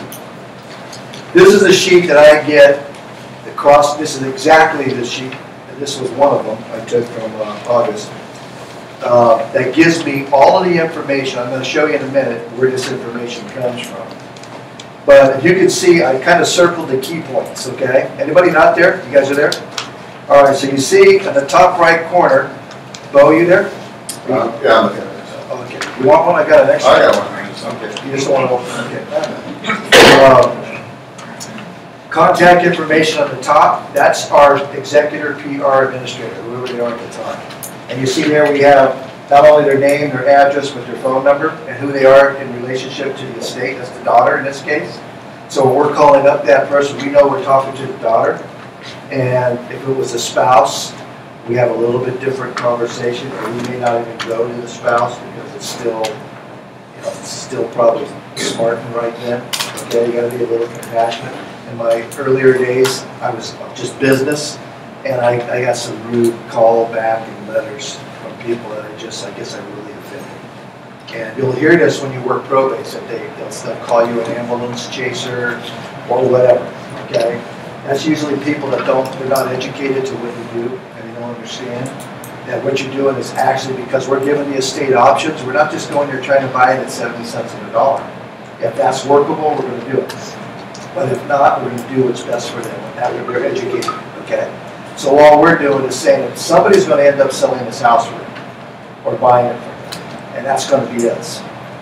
Or, you know, we're going to know when we walk away that we did everything we could, we're okay, and we didn't get it, okay? That's the attitude we take. So we say we're providing a service. It may mean that we're buying your house, we're going to flip it and make $100 grand on it in 3 months, but you understood that. You sign the comps that you understand that. And you had the option to do it yourself, and we would fix it up for you with no upfront costs out of your pocket, but you decided no, you don't want to do it. So you have no argument. Or I brought in a little higher offer landlord or retail, or we took it to the MLS. Okay? Because you'll get the question now, why would anybody not go to the MLS and get exposure? Right? And that's a valid point. The market has slowed down the last 6 months, the first 6 months, we all know that right now. Homes are still selling within 30 days usually. But again, it's because this is not, you're thinking as a seller would, this is different. They're in a different mindset than you guys. Because they've lost a family member, they want to get this off their plate. The money is important. But the only time it's really important is the day you're sitting in front of them presenting your offer. Okay? And that's how we've learned over 26 years how to approach that as well. So we're getting our offer signed. Feel good about it, and we don't have to take it to the attorney, but the attorney will see it, and he'll have a right to make an adjustment on it in writing or disapprove it. And here's a tip. Any attorneys in here? This is a tip. I love attorneys. I make a lot of money from them doing what they do. The attorneys don't want to approve, and they don't want to disapprove it, unless it's pertaining to what they're doing in their practice of law. So when you have a contract that says this is subject to your attorney's review, you've read it before, right, Becca? And disapproval in writing within 3 days from delivery, never happens. And then if there does a question comes up, I say, great, I'll have my attorney call you guys for it. And my attorney works on it $250 for a letter or a phone call, and usually attorneys will work it out. But the deals are solid when they go. And if they know you're all cash, you know you're dealing with an attorney, they're not going to give you any problems. Okay? You got to know what you're doing. All right? So this is the lead. So if you go down to the left on top is the information of deceased. That's the court case number, the file number. And this happens to be in Oakland. Okay, you have a Superior Court out of Oakland where these are kept. You can go online to some of the courthouses. They're starting to change it now. Now if you go online in Alameda County, they're going to be charging you for documents. A petition is now $5.50. So if you can imagine getting out of Oakland, we get about 60 to 80 a month. You're spending times $5.50. That's a lot of money to spend out of your pocket. So we have our researchers there, and you can get the information. You don't have to pay for it. You can do it right there. And they fill out this probate tracking sheet. Okay. So that tells me who the attorney is, William Taylor.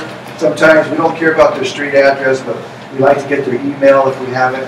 That's for future business, if you want to try and get business. We do not go after the state attorneys to get their business. We only do that when we're in a deal. And we're backing into that, and we service it. And now we start talking after the deal was done and went the way we said it, because we have the PR or executive sign a letter. And usually they tell me to write it, we'll sign it. And it's just saying that we did everything we said we would do. They were happy, and they would do business with us again. And we worked that attorney, and that's where we can start building more deals with attorneys. Okay, up front's going to be tough. All right, is everybody okay? Anybody getting tired? David, you fall asleep? Check it. With the IAED, let's say they agree to it. There is an action, so we don't have to wait the 7 months that we can go to court. So you don't have to go to court with the IAEA. But you still have to wait no matter what. I thought there was an action where you don't have to. There's something you can do where you don't have to wait for the court. Oh, what you're talking about is the notice of proposed action waiver. Yeah. Yeah, they can sign a waiver and you don't have to wait 20 days, not 7 months. The 20-day period can be waived. So then if you have an all-cash 10-day close, you can do it. Okay. If not, that's why I write all my deals for 35, and I put in there, I ask for that to be waived so we can close sooner. But if they don't, I'm still locked into my 30 days. The first 20 will be notice of proposed action. Once we know there's no problems with the heirs, then we'll do our due diligence with inspections, and then we close. So you don't have to wait, basically. You don't have to wait. Okay. No. If you're on a probate tomorrow and they want to sell and everything goes good, you can have it closed, if it's all cash, in 5-10 days if you get the waiver, or within 35 days if you get the letters of testamentary, notice of proposed action, and the letter that Becca needs on the taxes. So that's a huge selling proposition for them, is that they don't have to wait 7 months. You can sell, you can potentially get it done in 30 days without paying any commissions and doing all. Well, yeah. They still don't get the money in 35 days. You realize that. The estate doesn't get the money. It still has to go through the whole, okay. But they get this vacant house that's being vandalized that they moved into off their plate. But us as the buyer can close, and the money sits in escrow? Yeah, money goes, it's just the cash. Rehab the house, we're starting rehab 36th day, or the 10th, 11th day. Okay? Yeah. For us, we don't wait anything after closing. We're done, we got the house, we rehab. We probably rehabbed and sold the house and closed it before probate's done. Okay? And in the early days, I used to sell them before I closed. And I'd have them resold, because in those days, my investors used equity lines on their homes, and they only paid the interest while the money was out. So we would close it, and I'd pre-sell the house subject to us closing our escrow. And then our escrow would close, and then we closed within 10 days later. So my investor only had about a 10-day interest out on his money that he paid cash for the property. Does that answer all your questions? Oh, yeah. Awesome. He was first. Okay, sure. Just real quick, if there's only one heir, do you even need to bring up the waiver? Yeah, you should, because it's a paper trail that you want to have. I'm doing that right now, and I asked for the waiver, and then the attorney said it's no problem. She agreed to it, right? So, but Tyler will probably want that. Okay, so that's why you get it. Sir? So let's say you're working with a partner or something like that, and you're networking.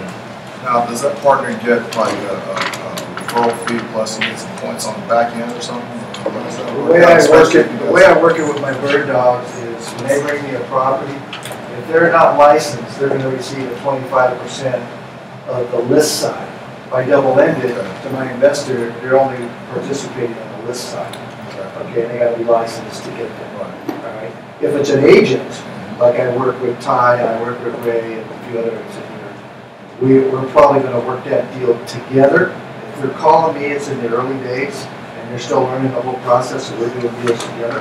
And eventually they'll do their own. And they may have a deal that they want to bring me in and just partner on it or whatever. Or I may say, hey, I got a deal out in Fairfield, or we're doing one in Napa, and Ty's going to take the listing when we're done with it because it's out of my area, right?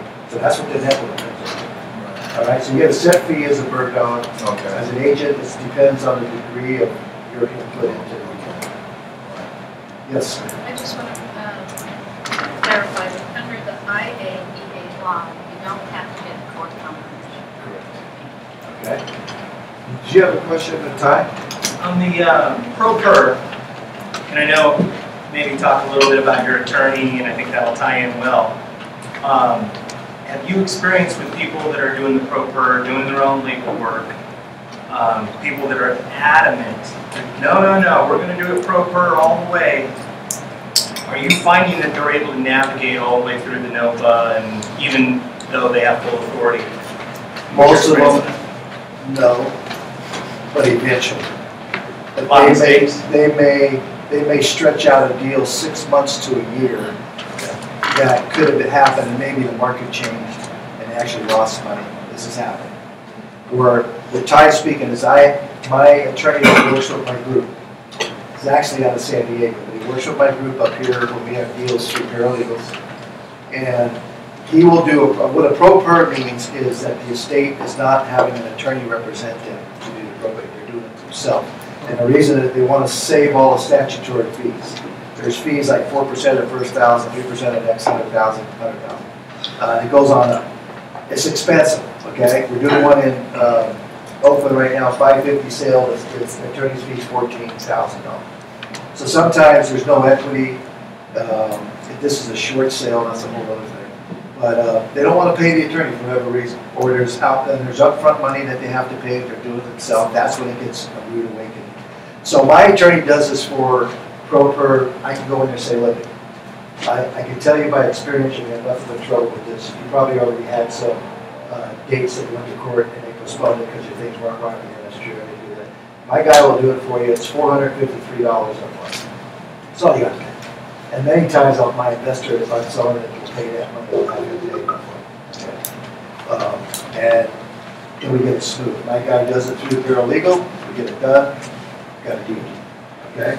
I've been following pro pers for years, and I've been in court cases to go bid on them because it was going to court for confirmation. And every time I went, there was something wrong, and the court wouldn't allow it to be sold.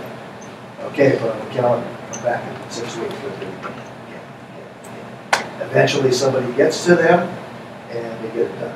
Or some of them will do it on their own. But, I've seen it where the market's changed. And they saved that attorney fees, but they lost $50,000 on the property because the market went down.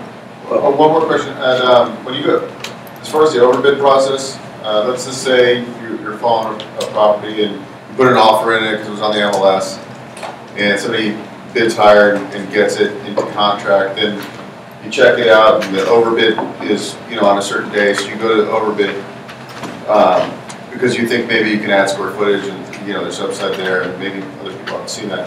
So when you go to the overbid, do you need a cashier's check then, or do you have a certain amount of time that you can close after? Can I get private money? Are you the offer that's going to court to be approved, or you're a bidder going? I'm a bidder because when I was on the MLS, I didn't get it. Okay. The rules state you're supposed to have a 10% cashier's check with you in hand. I've seen it. I've been in court bidding, and the court waived it, and the guy outbids me. He doesn't even have his 10% check with him. But the rules, 90%, 95% of the time, you're going to have to, proof up your money. When you're standing up there in court confirmation, the probate referee is going to ask the state attorney to qualify every bidder. And qualify means, let me see your 10%. And that's what you're doing. Okay? So yes, and then the opening bid, you realize it's 5% plus 500 more than the offer that went to court to be approved. That's your math. But how long do I have to close? I'll bring my cashier's check. 10%, let's say, but do I have 30 days or something? Usually it's the court order on the terms that are going to court. So if the terms going to court were 30 days, that's what they're going to give you. Okay? And then it's going to be disclosed prior to me bidding then? Yeah, because when we go to file, we get all the terms. I bought them where we got $10,000 in closing costs because that was the deal that they set up with the other buyer, and they gave it to us. Okay? So, but normally you'll work that out with the estate attorney. And if you know that their contract says close within 30, they say, can we close sooner on this deal? Usually they're going to say yeah. One last question. I bought a probate off the MLS. I wasn't the agent. The agent wrote it because he was the listing agent. And then I closed. I got my offer accepted. And then we got went through. We got approved through the courts. But then I wanted to assign the contract to just another. They don't let you, huh? It has to go back through the court process. When you have due diligence time when you first make your offer on that property. You're going to have your 10, 15 days, whatever you have. You can go into the deal as you or assignee, but when you firm up and they're going to petition the court for the sale, you have to know who the buyer is at that time.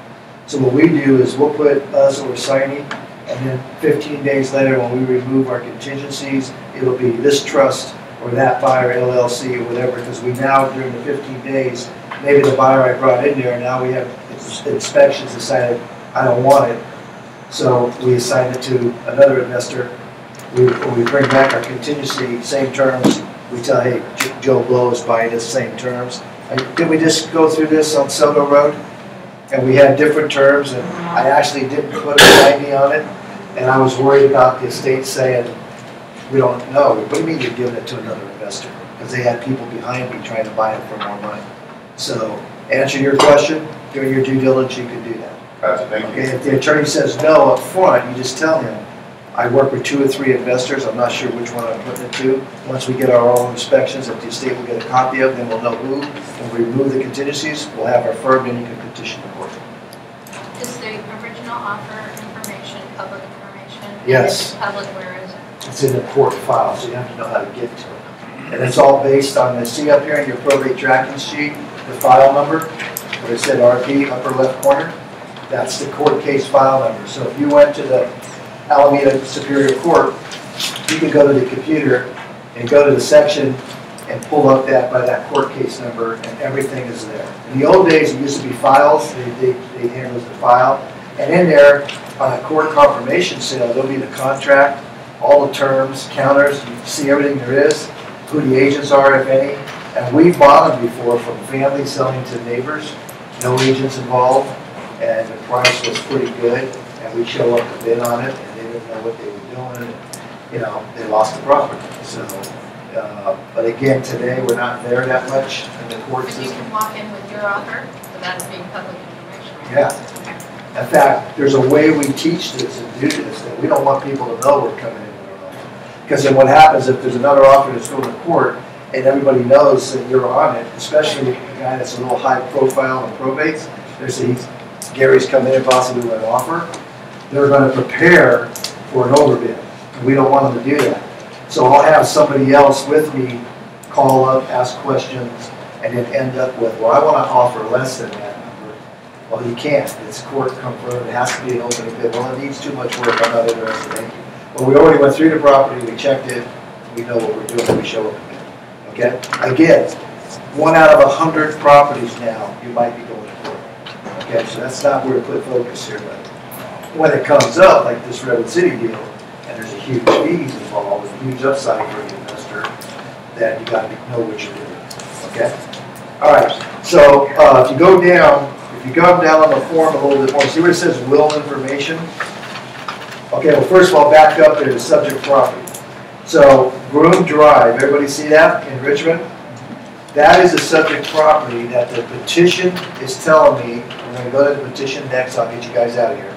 It's telling me that that was the estate's residence at time of death. Does not necessarily mean that is his house he owns. Okay, usually it is. So that's why we scrub through Old Republic titles. If you look at the next sheet, this is what I take from Old Republic, and you see the circles on the top, and see where Groom Drive all over it. So that verifies to me that the petition address is owned by the deceased. But this also tells me when I search if they own any other property. Because on the petition that won't be listed. Okay? And I'll show you, we'll go to the petition next. Does everybody see that? Any questions on that? All right. So when we're doing our leads, because there are lead services, I'm in partnership with, anybody heard of Mike Torres and a few other guys? And I got that straightened out for you. Yeah. You're all good. Dropped it to 7. You got everything's waiting. Turn it on today. Yeah. Thank you. Oh, you did? Yeah. Oh, okay, This good. is gonna turn it on. All right. So they didn't say we didn't know what you were talking about this time? Thank you. Okay. Thank you. All right. So. Buy a drink later. Where was I? Okay, so I only control 6 counties. So I partnered with, we're all over the United States now, almost every state we're covered for probate leads with other third partners. So what they've done is for me to refer my students to, they've waived, like the fee there was about $500 up front to get going. Okay, so we got that waived for Ty, and I think I reduced monthly on that, I think. It's raised a little bit, it's like, not much. $79. Something like that. The difference with those leads, like I told you, is they don't screw up title, and they don't give you phone numbers. They don't go that much into research. A lot of times their research are being done from guys in India, from these companies across the country.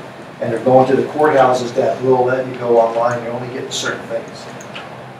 Our researchers are trained, first of all, we scrub title to make sure the property and any other property we know about. And then secondly, the phone number we get about 60 to 70% of the time. There's another document in the file that we pull, and that's where the phone number for the PO is. So you see in this case on that probate tracking sheet was the phone number, right? Of the daughter. And I had to black it out because of, I had a guy call me just to make sure it wasn't a shield. It's kind of embarrassing. But so that's the only difference in the leads that are outside, or I got the other guy that covers, Mike is in 5 states I think now. And the other ones we were using U.S. probate leads. We're switching to another guy who's the rest of the United States. He's a little bit more expensive, but they don't scrub title or phones. But if you have no other choice to go down every week and get your research yourself, then these things are good. You can pop a letter in the mail and hopefully you get some call back. We got a guy, one of our guys in Vegas is doing about 30 of these yellow cards, yellow postcards every week. He say 30 a week. He's getting or a month, I forget. Anyway, he's getting a deal every 30 that are going out just in his mail. So it's keeping up. Getting out, it's not verified, the property address is not verified, and there's no phone number, but I guess the one that works, he's getting the deal now. So you still just use the phone now? You don't send the letters out anymore? We only send letters now after a phone conversation has indicated that they want to do something.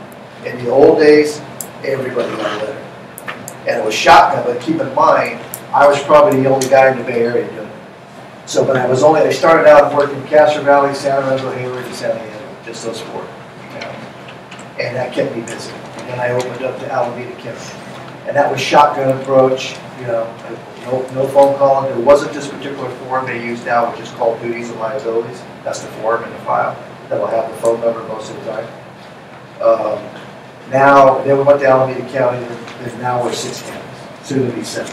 So, what triggers the list? Like, what is it, the letter that, what's the first thing that, when they're scrubbing the list that gets called so we know that there's been is it a... Well, I mean, how do we get to the address, the check? No, I'm just saying, is it a letter to the court systems that? No. What's the public information that gets recorded? Right on the Republic title site, they're giving me basically a tax roll. That's showing me that that property is owned by that deceased person and any other properties that they own. That's my first check. Because a lot will happen, this happened to me in the beginning days. You get a phone number and you call on the address and you go, we're calling, we want to know about the property on Main Street. Are you thinking about selling? We'd like to buy it. I'll give you all cash. Well, that's a convalescent hospital that my uncle's dad, he died. What are you talking about? Okay? And that happens a lot. Or they're with a family member. They were sick. In their last days, they moved in with family. And that was their last residence, but it wasn't what they owned. But as in a minute here, if you go to the next page, okay, everybody saw title, right? So my leads that come to me, every property has this title scrub, okay? And about 60 to 70% of the time a phone number. So if you go to the next page, which is the petition for probate, and this is the last one, I'll get you guys out of here. How are we doing on time? Great. Is anybody tired, want to go now? No, we'll make money. Okay, I like that. Okay, so this is where everything starts for us. A petition for probate, notice for probate, basically all the same. I circled everything, but I looked at this earlier and I used my Italian math, so it looks like the numbers are backwards. I did a couple of them twice, so I'm just going to go down. So the first thing we do when we go to a file, researchers look at page 2, so turn a page. And you see where it's circled as $650,000? Everybody see that? Anybody don't see that? Okay, what that is, that tells me that there's real estate in this estate. Because what they're saying there is the gross fair market value of the real property. And underneath that will be if there's any liens on it. So if there was $525,000 loan against this property that they say is $650,000, that may not be a good wholesale deal for us. Because we have to buy it at almost loan value to make any money on the flip, correct? So would I be going after that house to flip it, or would I be going after to say, hey, let's bring you a retail offer, no commission? You think they like that? That's one of our programs. So you have to know that before you're calling or whatever, because you might be, you know, yeah, bring me an offer. I love it. And they're underwater. You know? So that's your nice guy offer. Well, yeah, I'm a nice guy. I'd say I'm a nice guy, but it's not based on that. It's based on competition. It's based on what I do to ward off everybody else that don't know what they're doing. That basically muddies up my deals because they say something they can't do. Okay. So if I know there's real estate that's $650 and they owe too much to do a wholesale deal, I'm not talking that language, but somebody else is calling them 10 times a day, we want to buy your property all cash, you know, it's a wholesale. And they're not doing their homework, they don't know that that's not wholesale property. Okay? Of course, we got to check the $650 to make sure that's right. Maybe it's an $800,000 property. Usually, these numbers are right. Close. Okay? They're close enough. Close enough. So because this showed that there was real estate here, now we go back to page 1. All right? Now, my researchers will fill out everything that you see that's circled. And we start with, we go back to the probate tracking sheet, a couple pages prior. Yep. All this stuff that we're asking for. Now, this one doesn't match up with me, but anyway, start on top. Jennifer Theate, whatever.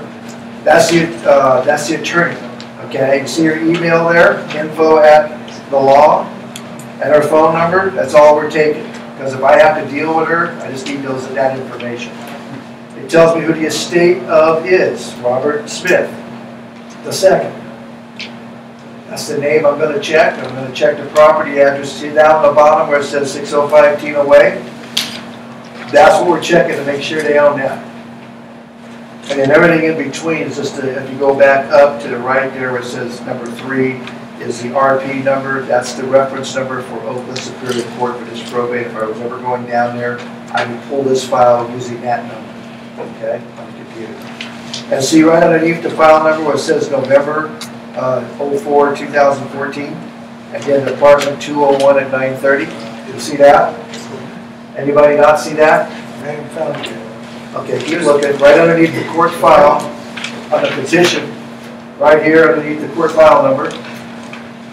Okay? Yeah, you're on the tax roll. Yeah, I'm working on it. This one. Okay? Thank you. Everybody else there? All right, so that's the date that the PR is going to court to be approved to be the executor or the administrator. Okay? And if you look at item 2, see where it says petitioner, Robert Smith III and Rachel Smith? Those are our people that we're going to deal with. First page, item 2. And if you look right below that in box 3, so it's 2B, number 3. See where the box is marked administrator? Where's number 2? Okay. It says number 2, right where it says Well, number 5. I'm sorry, on the printed form number 2, not my Italian number 2. Right. Okay, just go down the column and you'll see printed form number 2. Item B3, the box is marked administrator. That tells me it's administrator, okay, or if it was executor, it'd be there. But right now they're the PR. And until they go to court on November 4th, that's when you're going to get the statements, well, I'm not approved to be the PR until November 4th. I don't want to do anything afterward. I understand that's fantastic. You think after that, you might be thinking about something to go with that conversation, right? And if I can't get an appointment in front of them, we'll try to do that because I want to give you some important information that you're going to need when you decide to do that, whether we can do business or not, when we get together. And when we do that, I explain everything, that's when I get a contract sometimes signed right there. I said, you want to, let's get this thing going. Are you good with these numbers? Show them the comps, whether this is what you want to do. Yeah, well, let's show your attorney you want to do that. Let's get it. And if you don't get approved, this is no good. Because we're going to write in a contract. It says you being approved of November 4th to be the administrator. Okay? Why do we do that? Or try to do that? I mentioned it earlier. Anybody? Tie it up. What? You want to tie it up? That's right, I did. We're tying it up because we know soon, we're usually the first ones in these files. There's some good guys out there right now. They're getting there quick. But usually we're the first. Once you tie it up, doesn't matter what happens afterwards. You got it, okay? and you just do the right thing, good job, get it done. Okay? Gary, what about past taxes? If that's What's that? taxes. Texas? Past taxes. Past taxes? Taxes. Oh, you mean real estate taxes? American liens, It's taxes. like a regular sale. Anything's gonna be prorated to the day of escrow closing. All right, there's nothing changes. The only thing that changes here is getting the deal in the escrow and how we do it with the Independent Administrations Act. And if we need the notice of proposed action for errors or letters of testamentary for a signing authority on the grant deed. Everything else is a regular deal. All right? Okay. Yes, sir. I got a question. So this particular page, did you already have the list when you go Where are you at? I'm looking at the board paper. The Alameda. I know. What page are you at? First page? Yeah. Yeah, Okay. first page. Are you asking where this came from? Well, I know where it's coming from because I've been to the board. Okay. When I search for Okay. eviction. So Okay. so did you go to the court computer and you look for a certain thing? You look for. Okay, the way we do the research is every file that is filed has a probate number on a daily basis. So we go to it and pull that file for that day, and the cases that we know that the petition is there, you're going to have maybe 20 items on a day, maybe only 4 or 5 or 6 of them have the notice of petition there. We're not bothered with the other items of that day, which is a will that was posted. Only if it has a petition are we going there. Then that is scaled down, and then when the researcher goes, he's only looking at those 4 or 5 for that day out of 20, that we know the petition is there. We're not wasting time with everything else. Okay? So what is he searching for? He's searching for. If there's real estate, page 2 on the notice of petition. That's what you're looking Oh, he's looking specifically for notice of. So your leads that you get don't tell if there's real estate with it. You have to. That's just that's a notice of petition. Let me back that up. The leads that I get do. The process of getting to that point, when it comes to me like this, we don't know until we're there in the file. Okay, but that's by, if you were doing this yourself, you would have to search it, find the notice, check to see if there's real estate. Now sometimes there won't be a real estate number listed, but to the upper right corner, you see where the 80,000 is? That's personal property. It'll say 500,000 or 600,000, big number. And then I go back to the first page and I look at that again, and I said, you know, I know most of the areas. I go, that could be that value of that property. And what that tells me now is it could be a trust. So if it's a trust, it's not going through probate. There's some other reason. Why don't you come up here? You'll do one, Charlie can do one. Everybody got their card in here? Okay, the first one we're going to do. Can't make it too tall. I didn't want you to put The first one we're going to do is we're going to give away one of our webinars, which is basic probates. A lot of what we just talked about. Now, if you're a student of mine already and you have the course, you already have this. So we give you 3 of these webinars. So if that's you who wins, we'll give you something else, another choice. Okay? All right?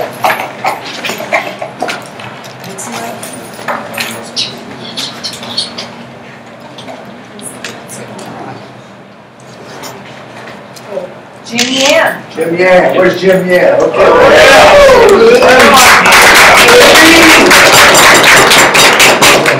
No, I don't know what. Yeah, this one. Yeah. No, you do it. You do it. Okay, we're going to go on one more. Now Beth will do it. Okay, well, this is going to be is 90 days of free leads, so you can get a taste of what the leads are. Try 'em. Okay? If you have them already, I'll give you a free month. And I think, Mike, you do have it already, don't you? Yeah, he has it. Yeah. You got them? Okay? I'll give you a free month anyway, but let's find somebody that doesn't have them.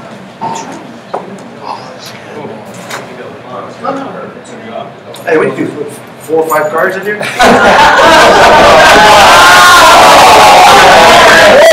Jack was 30 days. Trying to double for next one.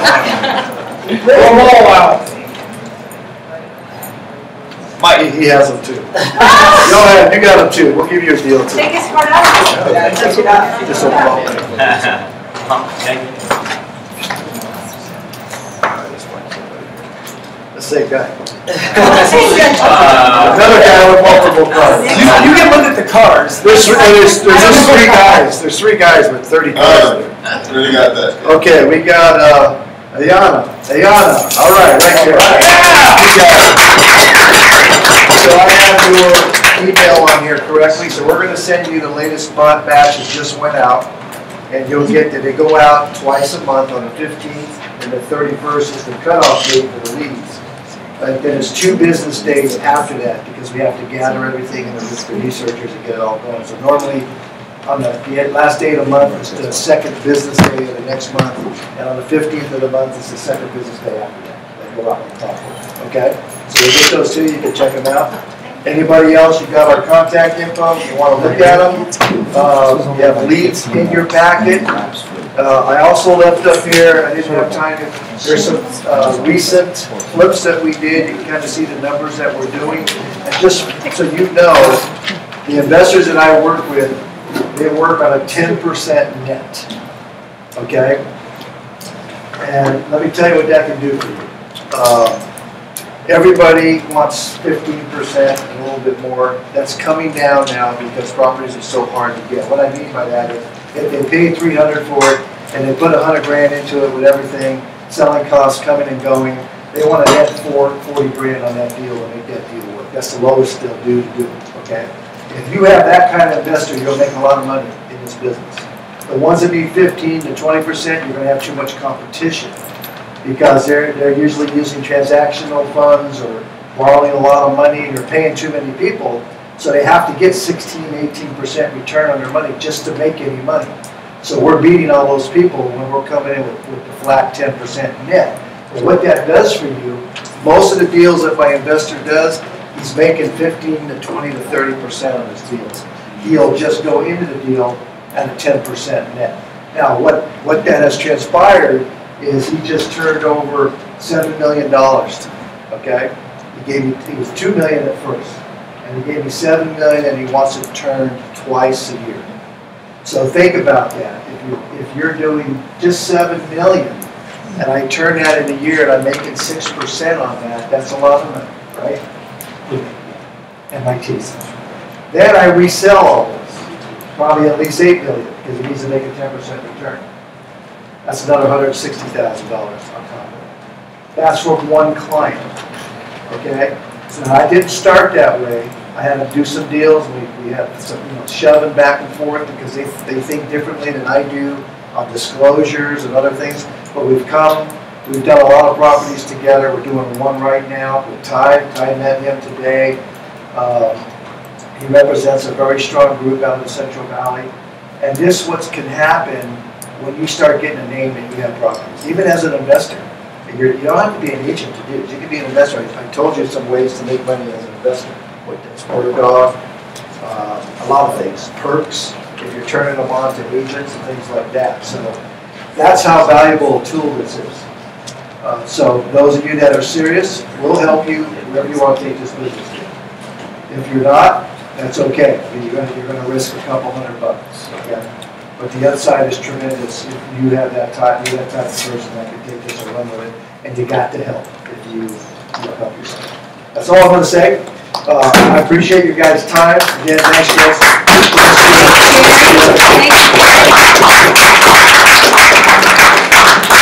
Lots of good information. Always is. A lot more.